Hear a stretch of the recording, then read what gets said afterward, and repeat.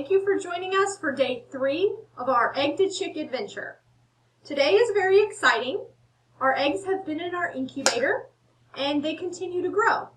This is what it would look like if you opened up an egg in the incubator.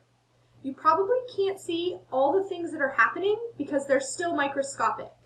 But super tiny inside, the wings are starting to form, the beaks are starting to form, and the eyes will be coming shortly.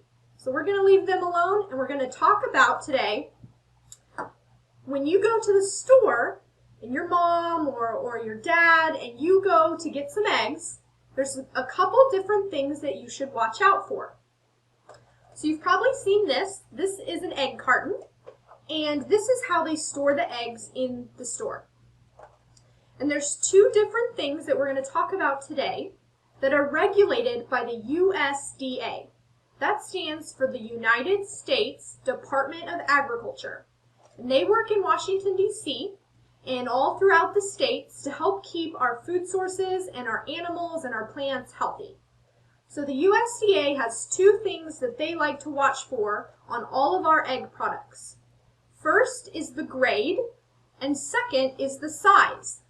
So you'll see on this egg case, it says it's a grade A egg, and the size is large. So let's talk about what that means. So there's 3 different types of grades that the eggs might be. And it ranges from best to not so best. The first one is a grade AA. That means that the yolk, the yellow part, is firm and tall, and it's a really good egg for baking. It also means that the albumin, which is the white part, is thick and wide, and normally when you break open that egg, it's going to be very circular. The grade A egg, which is what this carton was, is still a really good egg for baking. The yolk is firm and the albumin is right on track. It's oval and it's going to be fine for baking a cake or scrambled eggs or anything like that. Your grade B egg, the yolk is going to be a little flatter and the albumin is not going to be as strong. So it might be a lot wider when you crack it open and it might be thin and watery.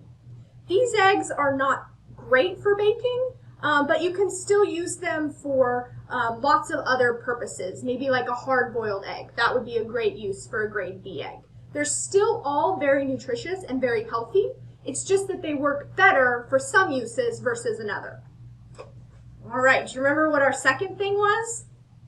That's right, it's the size of the egg. So they range from small to jumbo. Do you remember what this one was? It was a large egg. So that means that it was probably about 2 ounces in weight. Now, they all are the same nutritiously. It just depends on what your needs are when you're baking, cooking, or maybe making Easter eggs. So they just like to use the size for another way to label our eggs. All right, now that you know all about day 3, stay tuned for day 4.